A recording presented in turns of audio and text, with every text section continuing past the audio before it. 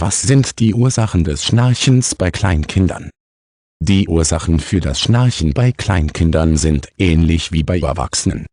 Enge Nasengänge, verstopfte Durchgänge aufgrund von Erkältungen oder Allergien und falsche Schlafpositionen sind alles Möglichkeiten.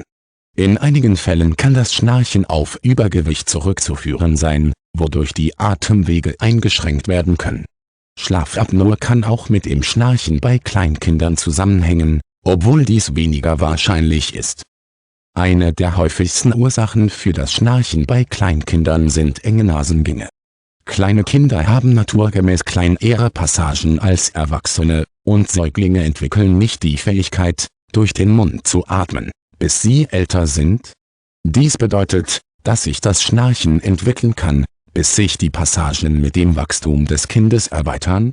Aufgrund der Form der Nase können Passagen manchmal während des gesamten Lebens extrem schmal bleiben. Dies führt selten zu ernsthaften Problemen, aber wenn das Atmen während des Schlafes sehr schwierig ist, kann dies durch eine Operation möglicherweise korrigiert werden. Verstopfte Atemwege können auch bei Kleinkindern zu Schnarchen führen. Dies kann durch das Erkältungsvirus oder durch Allergien hervorgerufen werden und ist normalerweise ein vorübergehender Zustand. Bis zum Abklingen der Virus- oder Allergiesymptome können Salztropfen oder abschwellende Medikamente die Atmung erleichtern. Dampfreiben oder ein Luftbefeuchter kann auch vorteilhaft sein, wenn durch trockene Nasengänge Stickigkeit verursacht wird. Manchmal können bestimmte Schlafpositionen bei Kleinkindern zum Schnarchen führen. Auf dem Rücken flach schlafen ist eine mögliche Position, die dazu führen kann, dass Atemwege zusammenfallen und das Atmen dadurch erschwert wird. Dies gilt insbesondere für Kinder, die übergewichtig sind, da überschüssiges Körperfett ein weiterer Risikofaktor für das Schnarchen ist. Zusätzliches Gewicht verursacht zusätzlichen Druck auf die Atemwege, wodurch das Auftreten von Kollabin wahrscheinlicher wird. Halbaufrechtes Schlafen kann das Schnarchen bei Kleinkindern lindern.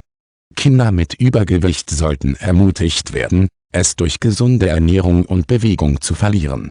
Wenn das Schnarchen anhält, sollten sich die Eltern zur weiteren Untersuchung an einen Arzt wenden. Schlafapnoe kann mit dem Schnarchen bei Kleinkindern zusammenhängen, obwohl dies bei Kleinkindern und Erwachsenen etwas häufiger ist.